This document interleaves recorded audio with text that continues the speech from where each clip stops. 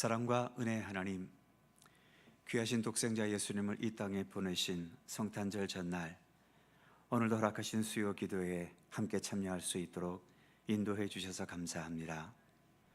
때를 따라 베푸시는 주님의 은총, 특별히 말씀을 통해서 우리에게 가르치시는 주님의 생명의 진리들을 우리가 더 잘 배울 수 있게 하여 주시고, 주님의 뜻을 알고 또 우리가 가야 할 믿음의 도리를 바르게 깨달으면서 더 건강하고 그러면서도 아름다운 하나님의 백성으로, 주님의 사람으로 날마다 자라가는 저희들 삼아주시기를 원하옵고 기도합니다.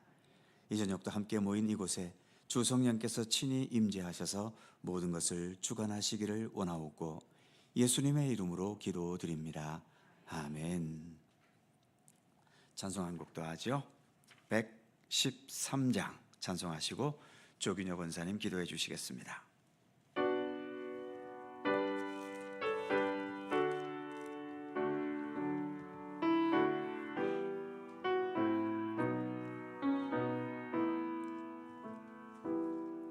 저기 잠이 들었네 마리아 무릎에서 그 목자 양을 칠 때에 저 천사 노래 안에 왕 되신 주님께다 나와 천사 따라서 어리신 예수께다 모여 정배하세. 저 짐승들이 사는 곳 그 주한 구유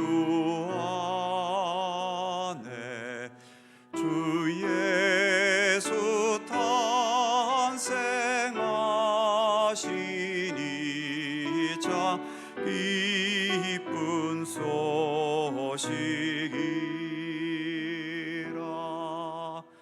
왕 되신 주님께다 나와 천사 따라서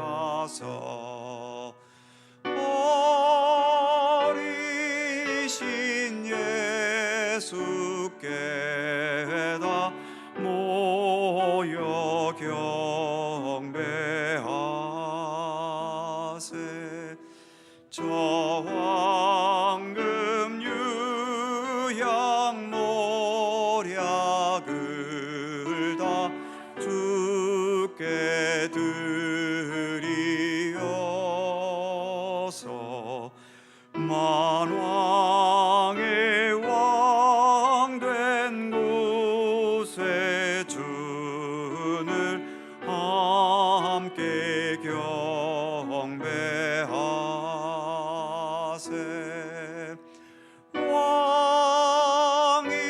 왕이신 주님께다 나와 천사 따라서 어리신 예수께다 모여 경배하세.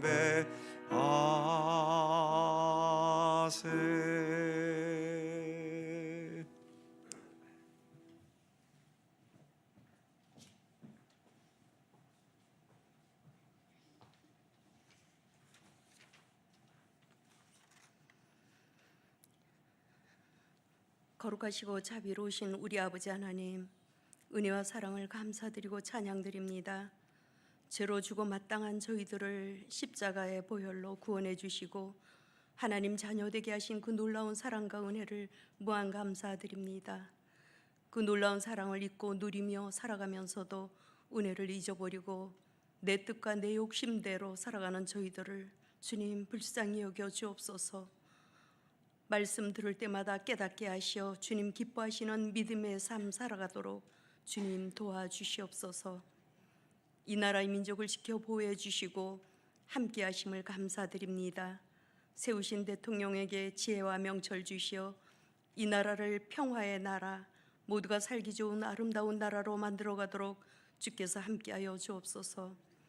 하나님의 정의와 공의로 충만케 하시며 세계를 향하여 선교의 기치를 높이 들고 나아가는 복음의 나라, 제사장의 나라로 복내려 주시길 간절히 간구하고 나옵나이다. 우리 속초 갈릴리 교회를 사랑하시는 주님, 생명, 사랑, 평화를 이루어나가는 아름답고 복된 교회로 또 구원의 방주로서의 사명 잘 감당해 나갈 수 있도록 하나님께서 은혜를 더하여 주옵소서. 육신의 질고로 고통 가운데 있는 주의 자녀들을 주님 불쌍히 여겨 주옵소서.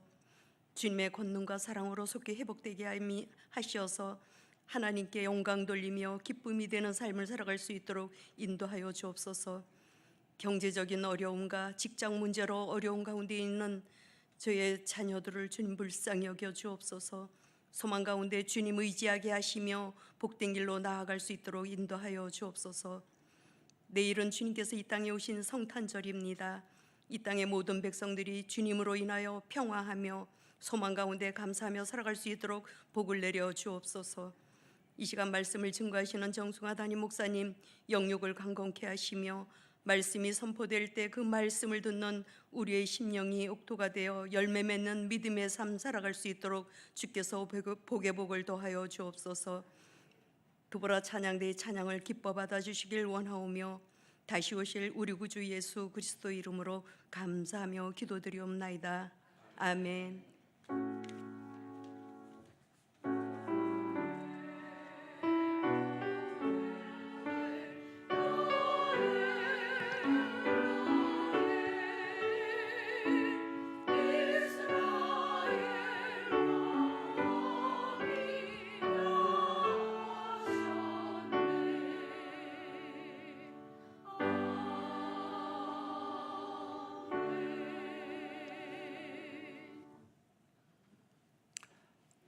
성경 말씀 신약 마태복음 20장 1절입니다.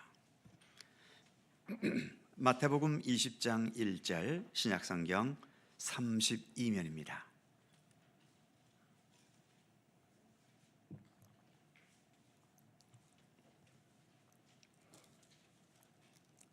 마태복음 20장 1절에서 16절까지의 말씀입니다.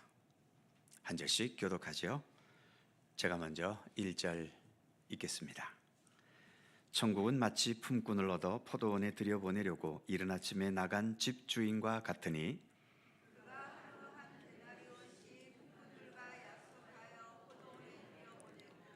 또 제3시에 나가보니 장터에 놀고 서 있는 사람들이 또 있는지라.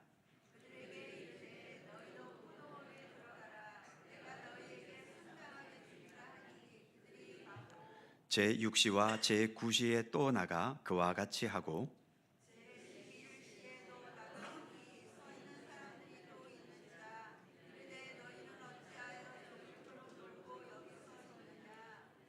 이르되 우리를 품꾼으로 쓰는 이가 없음이니이다. 이르되 너희도 포도원에 들어가라 하니라.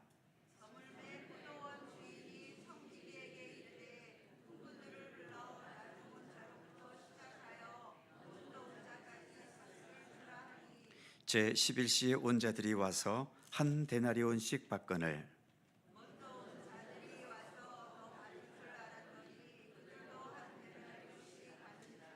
받은 후 집주인을 원망하여 이르되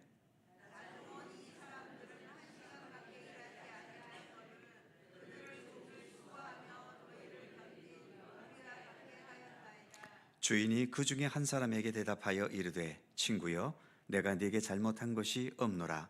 네가 나와 한 데나리온의 약속을 하지 아니하였느냐?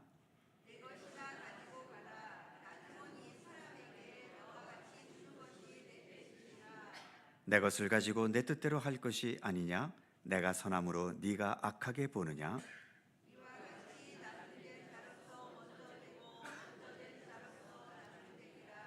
아멘. 더불어 찬양대 찬양합니다.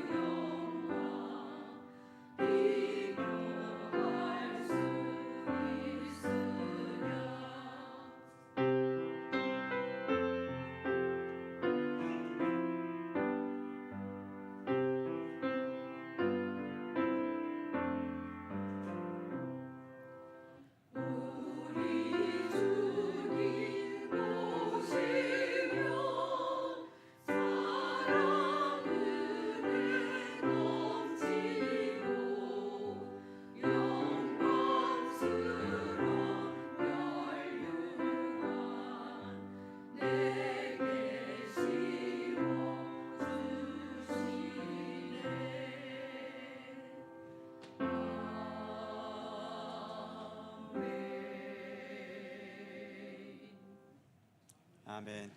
감사합니다.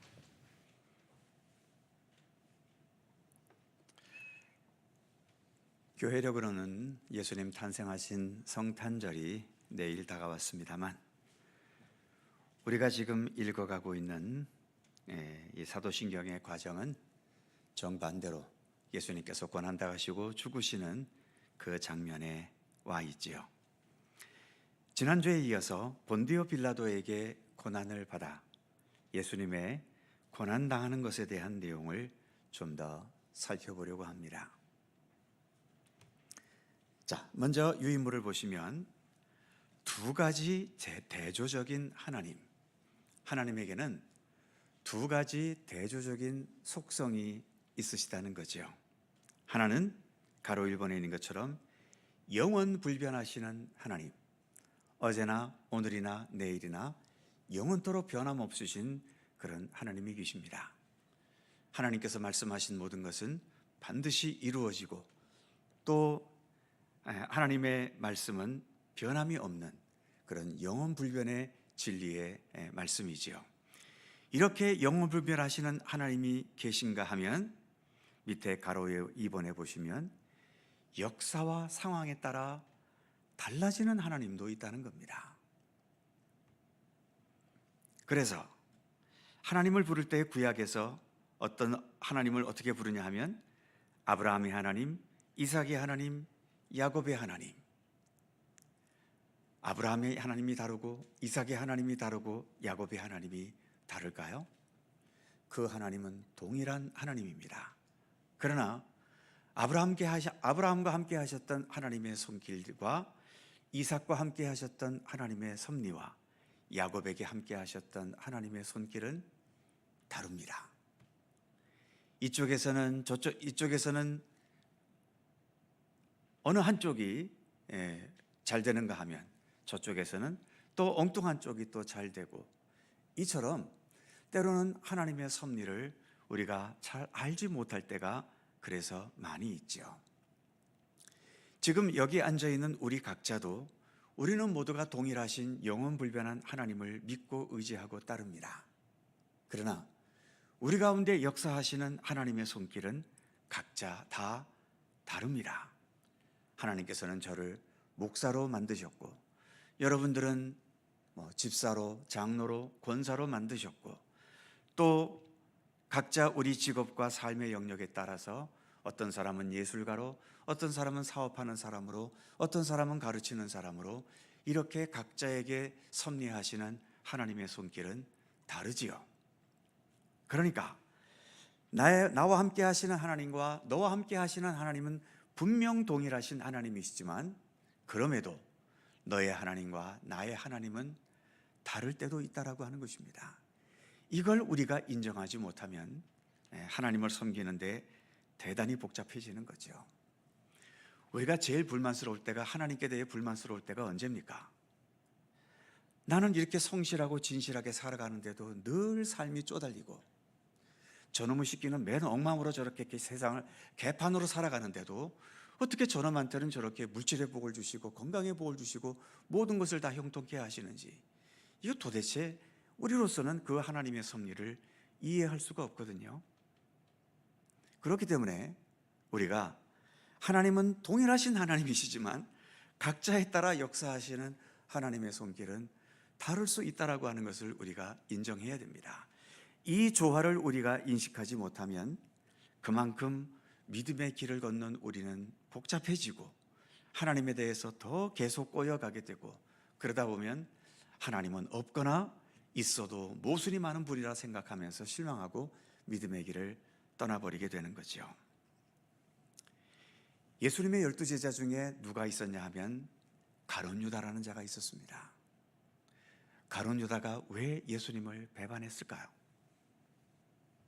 여러 가지 이유가 있겠지만 한 가지 분명한 것은 자신이 기대했던 메시아로서의 예수님과 실제로 활동하시는 예수님과 차이가 있었기 때문이죠.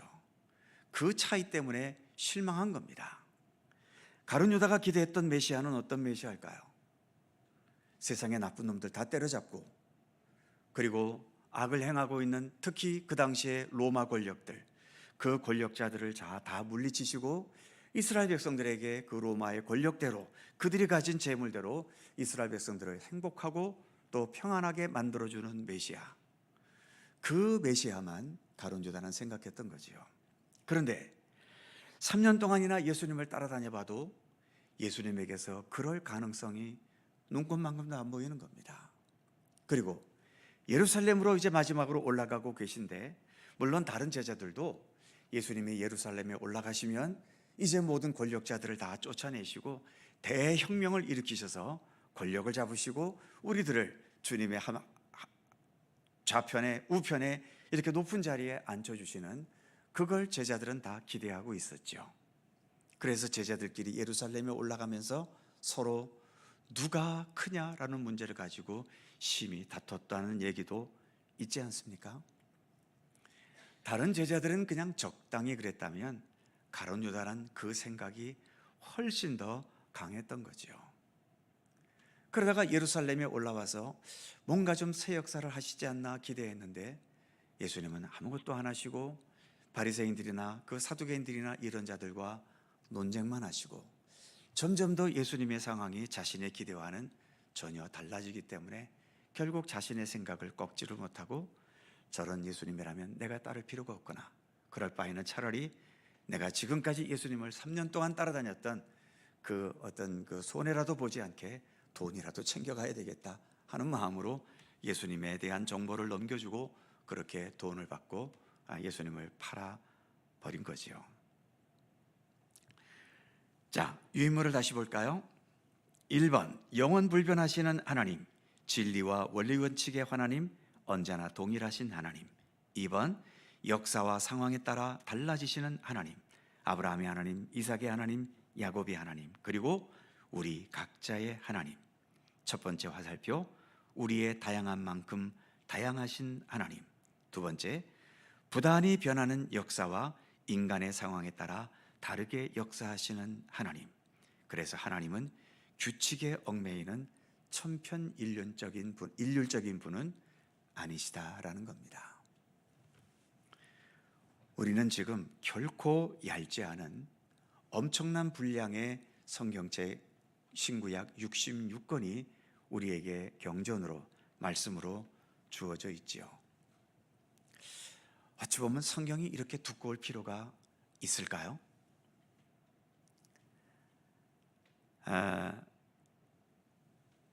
하나님께서 모세를 시내산에 부르셔서 모세에게 주었던 십계명을 비롯해서 여러 율법의 말씀들을 주셨잖아요.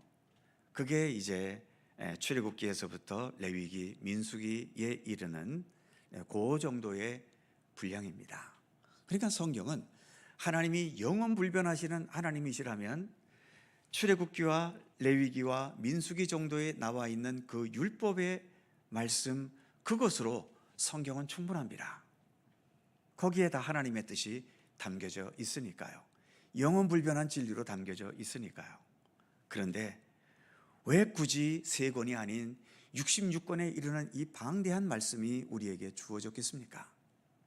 그 이유는 그 말씀들이 역사 속에서 어떻게 적용되어 왔고, 역사 속에서 각 그 역사의 배경과 또 주어진 환경과 그 모든 여건에 따라서 하나님께서 어떻게 다르게 또 여러 방향으로 역사해 오셨는지 그 증거를 담고 있는 것이거든요. 그러니까 성경은 영원불변하신 하나님만 우리에게 보여주시는 것이 아니라 이처럼 역사와 상황에 따라서 다른 하나님을 우리에게 보여주고 있다는 겁니다. 그렇기 때문에 오늘 이 시대에도 우리가 성경 속의 하나님을 우리의 삶 속에 적용할 수 있는 거예요. 역사의 그 흐름 속에서 나타난 하나님이 계시기 때문에 지금도 우리는 역사 속에 살아가고 있지 않습니까? 그때 역사의 상황 속에서 함께 하셨던 하나님이시라면 오늘 우리가 처한 이 환경과 이 역사 속에서 하나님은 어떻게 역사하실 것인가?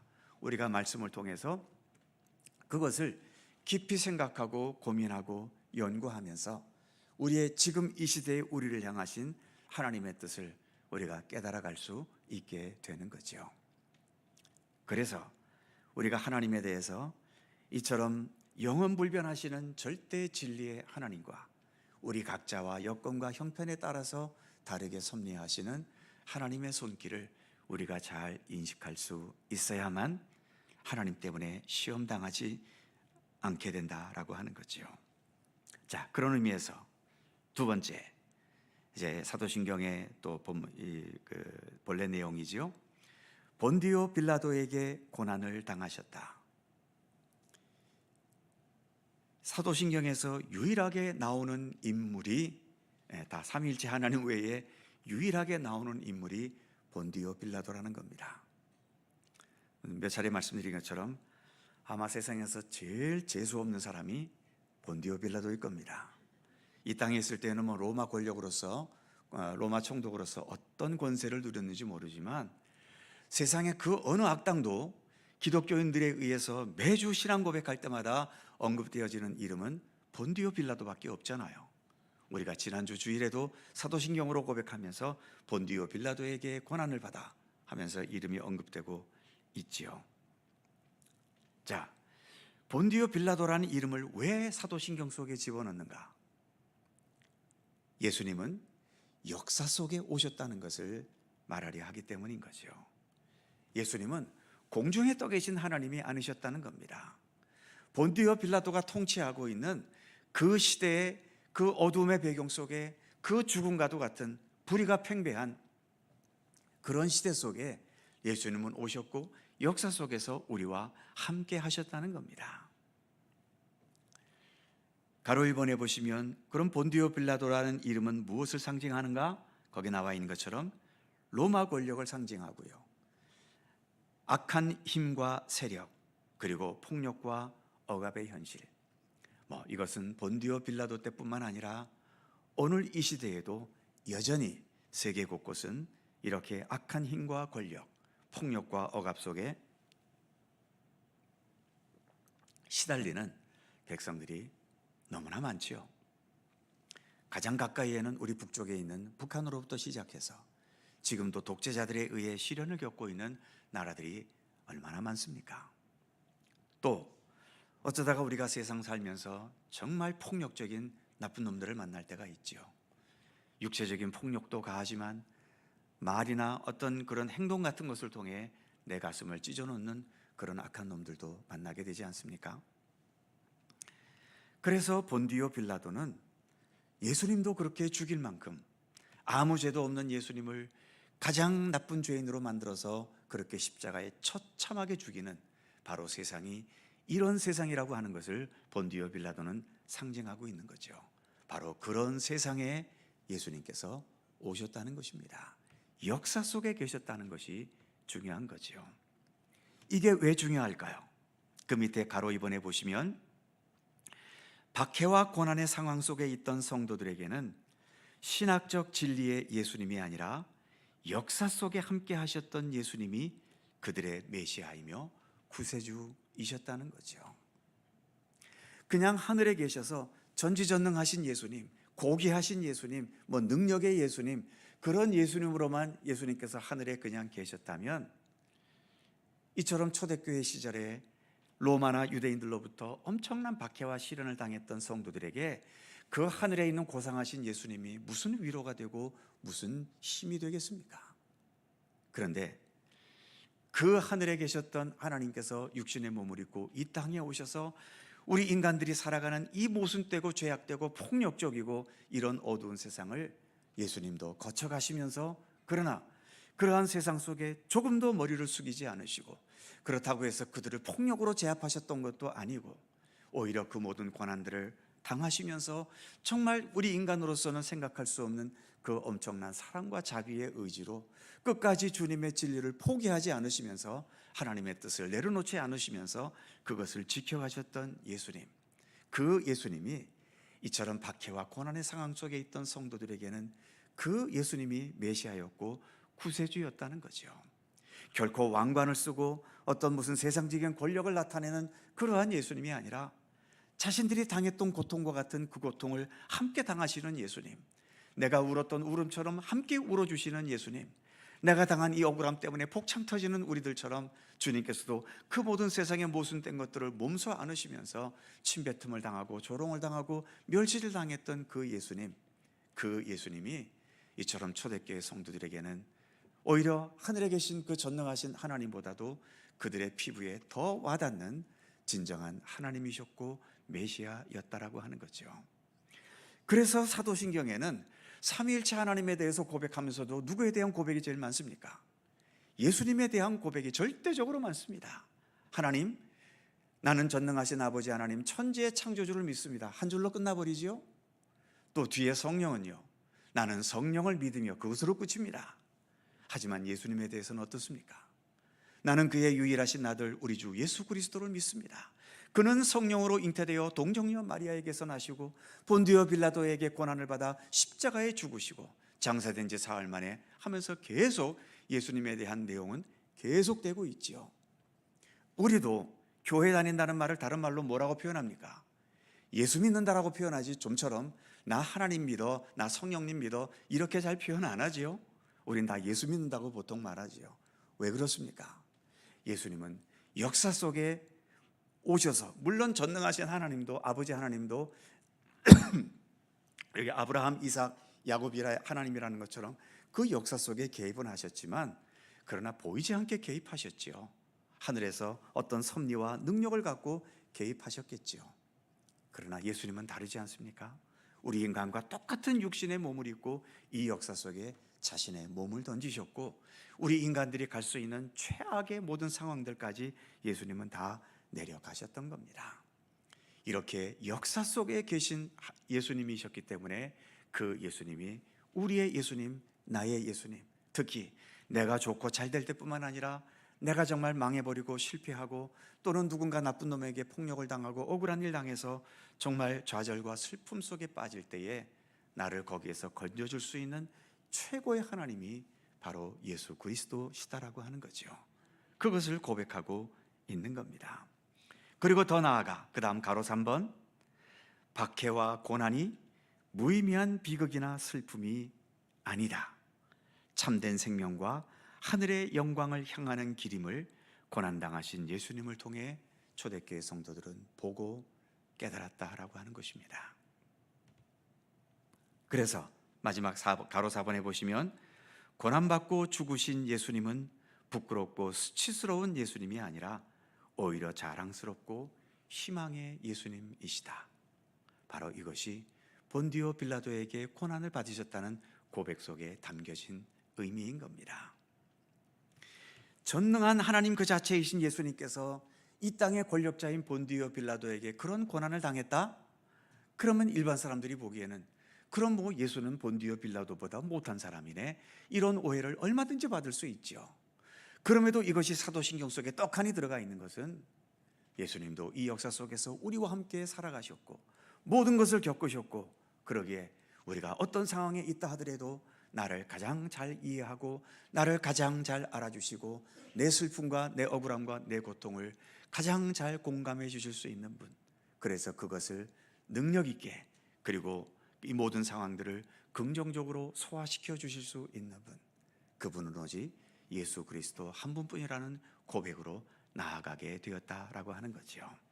그래서 본디오 빌라도에게 고난을 당했다는 이 자체는 우리에게 결코 좋은 일이 될 수도 없고, 우리는 이러한 고난 가능하면 당하지 말아야 되겠지만, 그럼에도 우리가 살다 보면 생각지 않던 여러 가지의 고난과 아픔을 당할 때에 이렇게 본디오 빌라도에게 고난을 당하셨던 예수님을 생각하면서 지금 내가 겪고 있는 이 박해, 고난 또는 억울함, 이 부끄럽고 수치스러운 이 현실, 이것이 결코 나에게 해가 되는 것으로 끝나는 것이 아니라 우리 주님의 그 부활의 능력 속에서 이 모든 것들이 선한 것으로 또 합력하여 선을 이루는 열매가 될 것이라는 믿음을 우리가 예수 그리스도를 통해, 특별히 본디오 빌라도에게 고난당하신 예수님을 통해 가질 수 있다라고 하는 것입니다.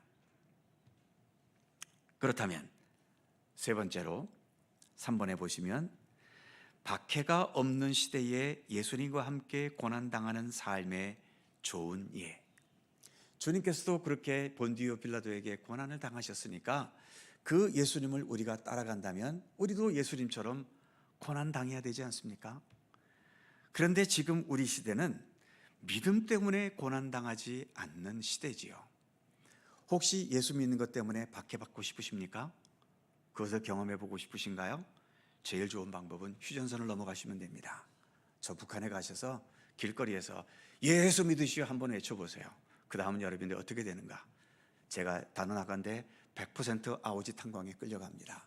그래서 죽을 때까지 아마 무척 고통스러운 박해를 끝까지 당하실 겁니다. 지금 우리 대한민국에서는 내가 예수 믿는다고 아무리 외쳐도 그것 때문에 나를 박해하고 감옥에 쳐넣는 사람 없습니다. 그러면 우리도 예수님을 따라가기 위해서 본디오 빌라도에게 고난당하신 것처럼 나도 고난을 당해야 되는데, 그러면 그 고난, 예수님처럼 고난당한다는 것은 어떠한 것인가? 지금 우리와 같은 시대에서 예수님과 같은 고난을 당한다는 게 어떤 것이 가능할 수 있겠는가?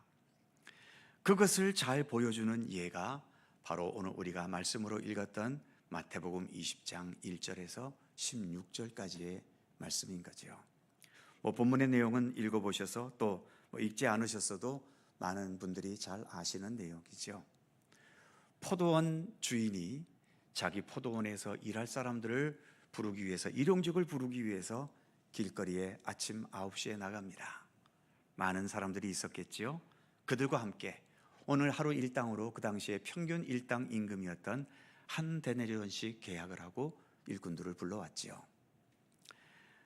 일꾼이 부족하다고 느꼈는지 11시쯤에 또 나가봤습니다. 역시 놀고 있는 사람들이 있었지요. 그들을 부르면서 내가 너희에게 상당한 값을 줄 테니 가서 일해라. 그리고 11시에도 나가고 1시에도 3시에도 나가고 마지막에는 5시에까지 나가서 일꾼들을 또 불러왔던 겁니다. 그리고 이제 6시가 돼서 퇴근 시간이 됐지요. 그날 일당을 줘야 될 것 아닙니까? 그런데 맨 마지막에 왔던 5시에 와서 6시에 퇴근하니까 이 사람은 1시간밖에 일을 안 했겠지요. 그런데 놀랍게도 주인은 그 1시간밖에 일하지 않은 사람에게도 한 데나리온을 주는 겁니다. 3시에 와서 3시간 일한 사람도 한 데나리온, 1시에 와서 4시간 정도 일한 4-5시간 일한 사람도 한 데나리온. 이렇게 되니까 아침 9시부터 와서 일했던 사람이 이 광경을 보니까 마음에 무슨 생각이 듭니까? 저거 2-3시간밖에 일하는데도 한 데나리온을 줘? 그럼 우리는 아침 일찍부터 와서 일했으니까 우리는 2 내지 3 데나리온은 주겠지 하고 기대하고 있었던 거죠. 그런데 주인은 마지막으로 아침 9시부터 와서 하루 종일 일한 품꾼들에게도 한 데나리온만 주는 겁니다. 당연히 이 품꾼들이 화가 났겠지요. 아니, 이럴 수 있습니까? 어떻게 1시간밖에 일하는 사람이나 아침 일찍부터 와서 하루 종일 일한 우리에게나 어떻게 똑같이 줄 수 있습니까? 하고 따지는 겁니다. 그때의 포도원 주인이 너하고 나하고는 분명히 한 데나리온을 계약했지 않느냐, 일당으로. 그러니까 네 것을 가지고 가라. 나는 너에게 아무것도 잘못한 게 없다는 거죠. 나중에 와서 한두 시간밖에 일하지 못한 사람에게 내가 한 데나리온을 주는 것은 그건 내 맘이다. 내 것을 가지고 내 맘대로 하는데 네가 왜 뭐라고 그러냐. 본문의 이야기가 바로 그 이야기죠. 자, 유인물 볼까요? 가로 1번. 이게 여기서 제일 중요한 것이 가로 1번의 질문입니다. 본문에서 누가 가장 많은 손해를 보고 있는가? 세 등장인물이 있죠. 첫 번째, 가장 늦게 와서 1시간밖에 일하지 않은 사람. 이 사람은 손해봤습니까? 손해 안 봤지요. 이 사람은 오히려 큰 혜택을 본 겁니다. 1시간 일해놓고도 하루 일당을 받았으니까요. 그렇다면 두 번째, 가장 일찍 와서 일한 사람. 이 사람 손해봤습니까? 손해본 거 없습니다. 계약한 대로 그대로 받았으니까요. 그러니까 포도원에 와서 일한 사람은 아무도 손해본 사람이 없어요. 그러면 누가 제일 손해를 봤습니까? 그 밑에 포도원 주인이 손해를 봤지요. 왜냐하면 1시간밖에 일하지 않았는데도 그 사람에게 하루 일당을 다 줘버렸으니까요. 그만큼 손해본 것 아닙니까? 그런데 손해보지 않은 사람들은, 오히려 그 아침부터 일한 사람들은 자기들이 손해봤다고 생각하고 화가 나 있는 거예요. 그래서요, 저처럼 엄마 뱃속에서도 믿었던 모태신앙인 사람들, 또 교회 오래 다녀서 나름대로 교회 안에서 나의 어떤 기득권이 있다라고 생각하는 분들은 이 함정에 빠지지 않기를 굉장히 조심하셔야 됩니다. 세상에는 기득권이라는 것이 있지만 신앙의 세계 속에서는 기득권이라는 게 없어요. 교회 안에서 아무래도 늘 제일 높은 곳에 서 있는 사람은 저지요. 저는 직분이 목사이니까요. 이 직분은 이 교회 안에서만 의미가 있지, 이 교회 밖에 나가면, 특히 우리 모두가 이제 마지막 하나님 앞에 섰을 때에는 그때는 목사고 뭐고 없는 겁니다. 여러분이나 저나 동일한 모습으로, 벌거벗은 모습으로 주님 앞에 서게 돼 있는 거예요. 하나님은 각자에 따라 역사하시는 게 다르다고 했지요. 여러분들에게 역사한 하나님이 다르고 저와 역사한 하나님이 다르기 때문에 지금으로서는 제가 여러분들에게 목사다 하면서 뭐 때로는 존경을 받기도 하고 존대를 받기도 하고 그러지만요, 주님 앞에 갔을 때는 저는 여러분들보다 훨씬 더 못한 그러한 자리에 서 있을 확률이 대단히 높습니다. 몇 차례 제가 말씀드렸잖아요. 늘 새벽 기도회 하면서 항상 가지는 마음이, 저는 새벽 기도회를 하고 싶어서 하기보다도 해야 하니까 하는 사람이에요. 저는 빠질 수가 없잖아요. 제가 새벽 기도 나오기 싫다고 빠져버리면 어떻게 되겠습니까? 난리 나는 거죠. 그런데 늘 새벽 기도에 오시는 분들은 누가 안 오면 때립니까? 안 오면 누가 비난합니까? 무슨 큰일이 생기나요? 그런데도 매일매일 오시거든요. 그러니 물론 이 땅에서는 제가 새벽 기도를 인도하고 이 높은 곳에서 강대상에서 고상한 설교하고 그러니까 제가 더 훌륭해 보이고 높아 보일지 모르지요. 그러나 주님 앞에 갔을 때에도 그렇게 보실까요? 주님은 아마 다르게 보실 겁니다. 저는 주님 앞에 가면 너는 네 할 바 했으니까 넌 됐다 하고 그냥 적당히 보내실 거고, 반면 늘 와서 새벽 기도회로 기도의 자리를 지켰던 분들에게는 아마 주님께서 버선발로 뛰어나가시면서 반갑게 맞아주실 겁니다. 저와는 차원이 다른 거죠. 그렇기 때문에 우리가 무슨 어떤 직분이 있다, 교회에 다닌 지 오래됐다, 내가 믿음의 경력이 어떻다, 이것은 이 땅, 이 세상에서나 통하는 그런 기득권이지 주님 앞에서는 하나도 통하지 않습니다. 그래서 오래 믿었을수록, 직분이 있을수록 항상 이와 같은 어떤 기득권이나 이러한 것들은 내려놓으려고 하시고 주님 앞에서 우리는 동일한 모습으로 선다라고 하는, 그리고 우리가 잘 아는 탕자의 비유에도 이 둘째 아들은 아버지 유산을 받아서 먼 나라에 가서 허랑방탕하고 쫄딱 망하고 돌아왔잖아요. 그런데 아버지가 그 아들을 기쁘게 받아들이면서 잔치를 벌이고 하니까 누가 열받았습니까? 큰아들이 열받거든요. 아니 아버지, 저한테는 염소 새끼 한 마리도 주신 적이 없더니 저 개망나니 같은 자식이 돌아왔는데 아니 저놈을 위해서 이런 잔치를 벌여요? 이게 말이 됩니까 아버지? 그럴 때 아버지는 뭐라고 그럽니까? 너는 나와 항상 함께 있었지 않느냐? 내 모든 것이 다 너의 것이 아니냐?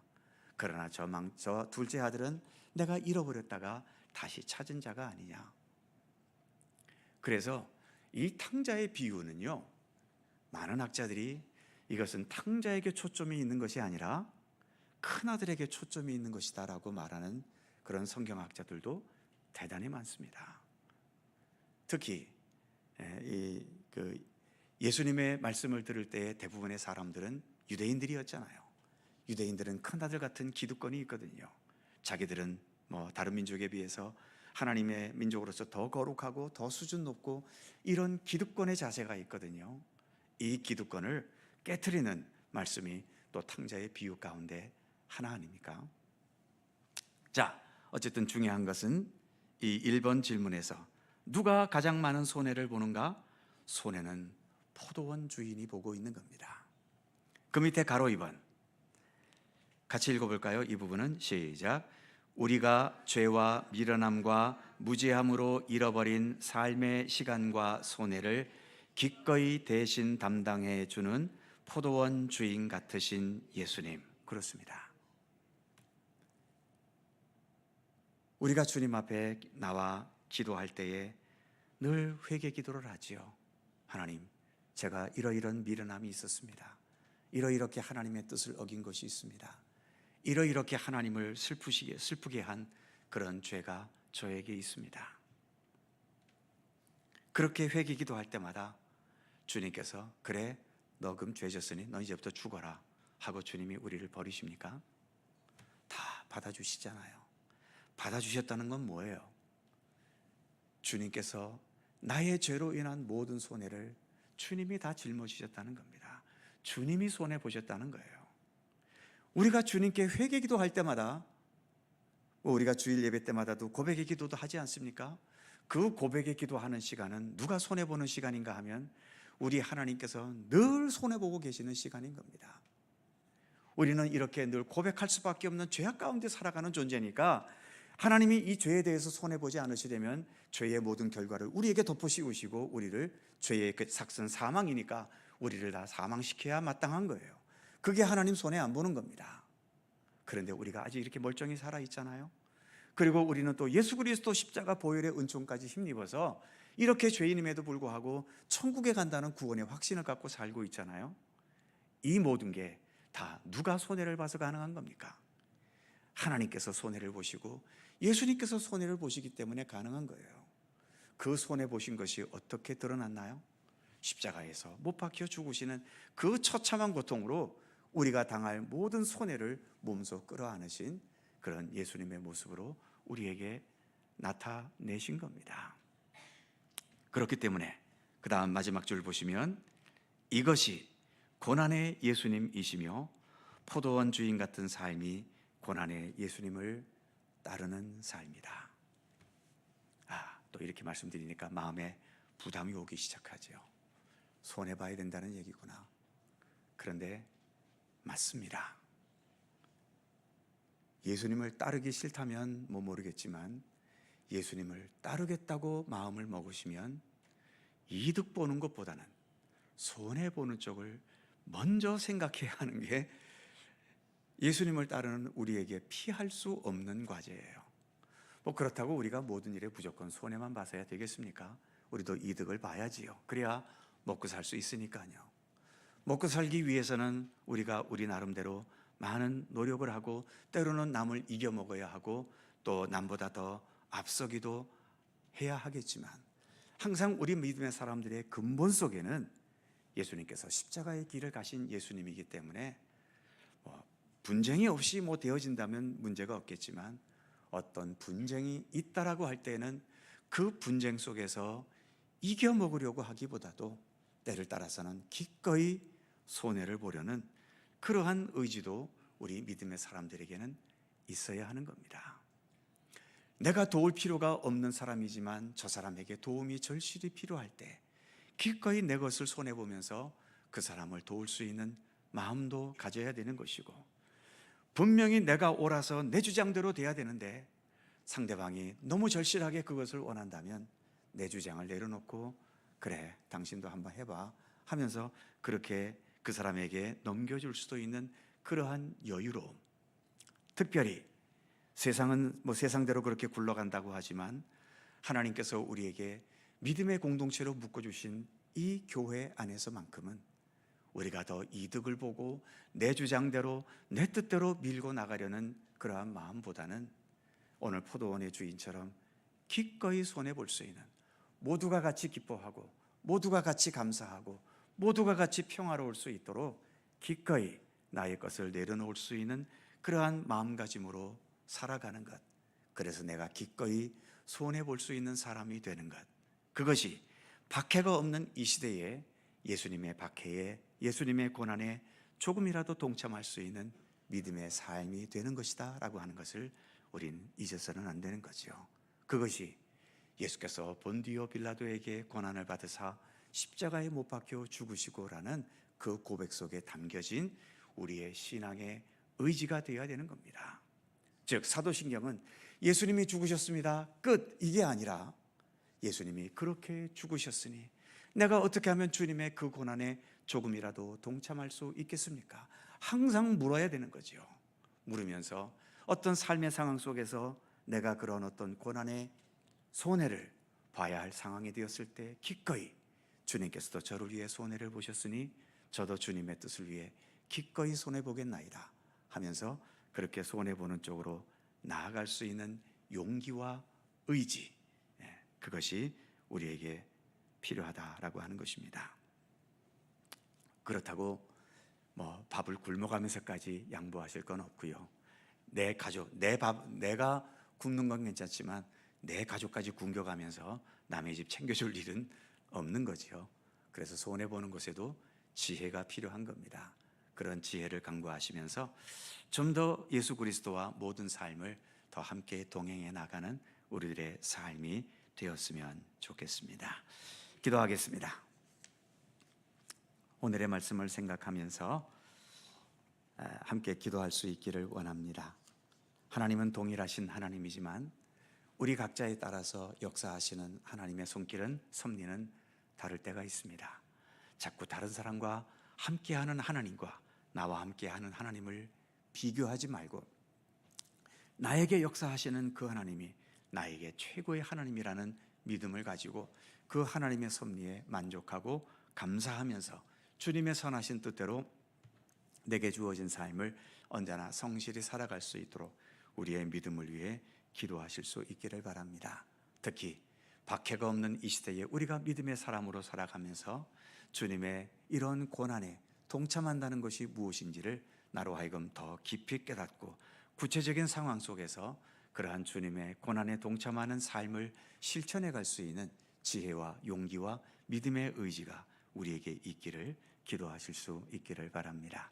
나라와 민족을 위해 특별히 기도해 주시고 속히 이 모든 혼란과 또 극한 대립에서 벗어나 더 정의롭고 올바른 나라로 온전하게 설 수 있도록 나라와 민족을 위해 기도해 주시기 바랍니다.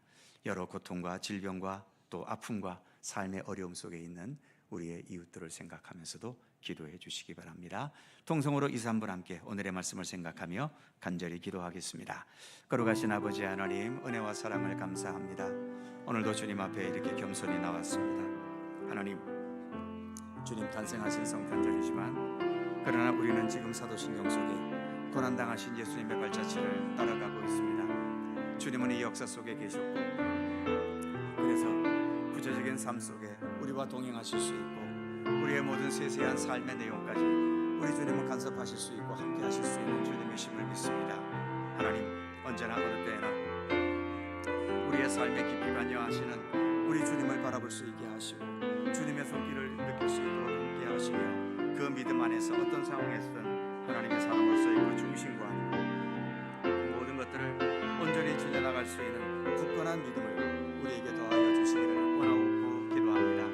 하나님, 주님의 고난에 조금이라도 동참할 수 있기를 원합니다. 너무 내 이익과 내 주장과 내 뜻대로 되는 것에 매달리지 않게 하시고 기꺼이 하나님의 뜻을 위해 또 하나님의 영광을 위해 우리 모두의 평화와 사랑과 또 참된 아름다운 관계를 위해 기꺼이 내려놓을 것을 내려놓을 수 있게 하시고 손해볼 수 있는 것을 기꺼이 손해볼 수 있는 의지와 용기와 지혜를 우리에게 허락하여 주시옵소서. 이 나라와 이 민족을 하나님 굳건하게 붙들어 주시고 속히 이런 모든 대립과 아버지는 혼돈한 상황 속에서 온전히 벗어나 이제 아버지 또 정의롭고 올바른 나라로 온전하게 설 수 있도록 하나님 도와주시옵소서. 여러 고통과 아픔 속에 있는 성도들이 있습니다. 질병과 또 세상 여러 가지 일들에 얽히고 설킨 것과 또 우리의 삶 속에서 우리를 힘들게 하는 여러 상황들, 하나님 그 속에서 결코 아버지 하나님 주님을 향한 믿음의 중심을 놓치지 않게 하시고 예수님이라면 어떻게 하셨을지를 생각하며 그 모든 상황 속에서도 믿음의 중심으로 모든 것들을 헤쳐나갈 수 있도록 하나님 언제나 도우시고 함께 하시기를 원하옵고 기도합니다. 그리고 교회 학교 다음 세대를 하나님 기억해 주시고 아버지 하나님 점점 더 어려워져가는 교회 학교의 현실을 하나님 굳건하게 붙들어 주셔서 하나님 우리의 모든 젊은 세대들이 더 믿음 안에서 건강하고 올바르게 설 수 있도록 항상 도우시고 함께 하시기를 원하옵고 기도합니다. 오늘도 우리 가운데 함께 하시는 하나님 우리를 돌보시고 지켜 주옵소서. 믿음에 굳건히 설 수 있도록 우리 가운데 함께 하여 주시옵소서. 주님 감사합니다. 주옵소서.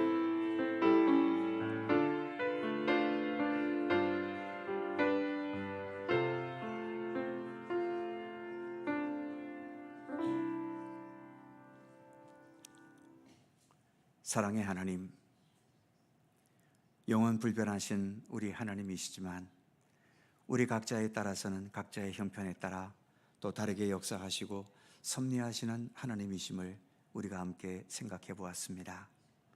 자꾸 우리는 남과 비교하면서 그래서 내가 더 불만스럽고 내가 더 손해보는 것 같고 나만 억울하다라고 생각할 때가 많지만 그 사람에게는 그 사람의 하나님이 있으며 나에게는 나의 하나님이 있음을 늘 잊지 않게 하여 주옵소서.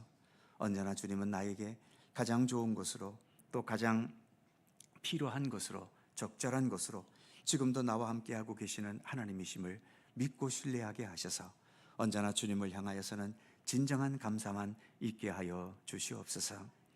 우리가 고난당하신 예수님을 사도신경을 통해 이제 하나하나 주님의 발자취를 따라가고 있습니다. 본디오 빌라도에게 고난당하신 예수님을 우리가 고백하고 있는데 하나님, 만왕의 왕이신 우리 예수님이면서도 이 땅에 오셔서 저 악한 본디오 빌라도에게 기꺼이 모든 고난을 당하셨습니다. 우리 인간들이 받아야 될 모든 죄악의 아픔들을 주님께서 고스란히 손해를 보시면서까지 우리 인간들의 모든 죄악과 어두움과 또 죽음의 현실을 다 받아들이셨습니다. 우리가 예수님과 같은 그러한 고난의 길을 온전히 따라갈 수는 없겠지만 그 고난의 정신을 우리가 바로 깨달아서 내 삶 속에서 너무 내 이익에만 혈안이 되어서 메마른 마음으로 살아가지 않도록 하나님 함께 하시고 기꺼이 사랑할 수 있고 기꺼이 양보할 수 있고 기꺼이 내려놓을 수 있고 기꺼이 손해볼 수 있는 그러한 넉넉함과 그러한 따뜻함과 그러한 삶의 아름다운 여유로 살아가는 우리들의 삶이 되게 하시기를 원하옵고 기도합니다. 내일 예수님 탄생하신 성탄절입니다. 기쁨으로 나와 이 땅에 오신 우리 예수님을 영접하며 또 기쁨으로 예배하는 귀한 날 되게 하여 주시옵소서. 오늘도 함께 하신 주님께 감사드리며 예수님의 이름으로 기도하옵나이다. 아멘. 자, 서로 살펴보시면서 사랑의 인사 나누시기 바랍니다. 건강하시고 행복하시고 좋은 일 많으시고요. 내일은 주일과 동일하게 1부, 2부, 3부 성탄절 예배가 있습니다. 또 한 번의 주일이라고 생각하시고 함께 해주시기 바라고요. 새벽 기도에도 변함없이 새벽 기도에 있습니다. 함께 해주시기 바랍니다. 찬송가 216장 찬송하시고 주님 가르쳐 주신 기도하겠습니다.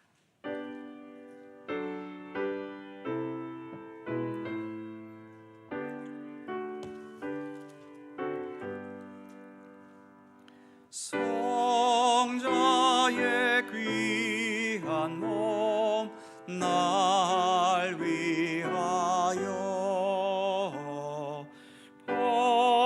버리신 그 사랑 고마워라. 내 머리 숙여서 주님께 비는 말 나무어 주님께 바치리까. 지금도 날 위해 간구하심 이 옅은 믿음이 없나니. 주님의 참사랑 고맙고 놀라워 찬송과 기도를 쉬지 않네. 주님의 십자가 나도 지고 신실한 믿음과 마음으로 형제의 사랑과 친절한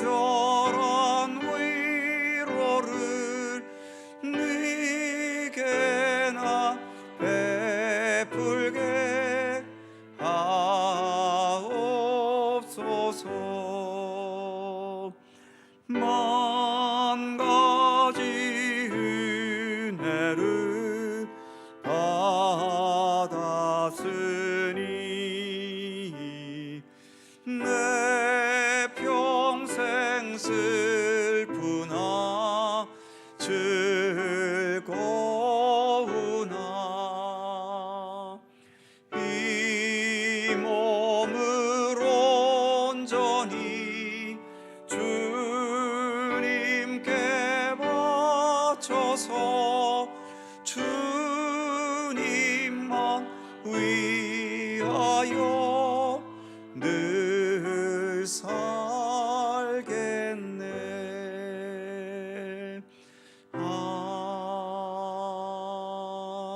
아멘.